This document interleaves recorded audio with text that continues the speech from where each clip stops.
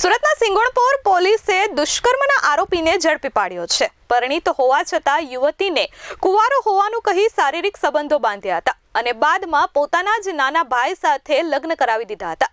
લગ્ન બાદ પણ પોતાની સાથે સંબંધ રાખવાનું દબાણ કરવામાં આવતા યુવતીએ પોલીસ ફરિયાદ નોંધાવી હતી અને પોલીસે આરોપીની ધરપકડ કરી છે। સુરતના સિંગણપોર વિસ્તારમાં પરિણીત યુવકે કુંવારો હોવાનું ઢોંગ કરી એક યુવતીને પ્રેમજાળમાં ફસાવી હતી।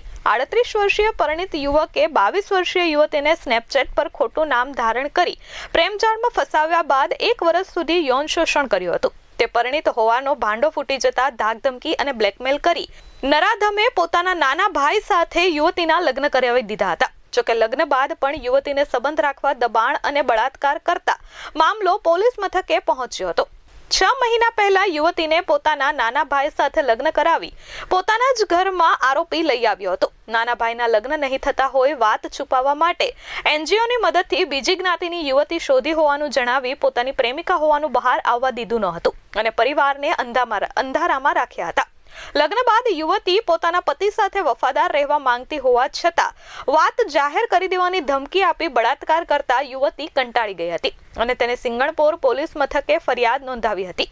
પોલીસે તાત્કાલિક જ ફરિયાદ નોંધી આરોપી નરાધમની ધરપકડ કરી છે અને કાયદેસરની કાર્યવાહી હાથ ધરી છે। Bureau report S24 news Surat.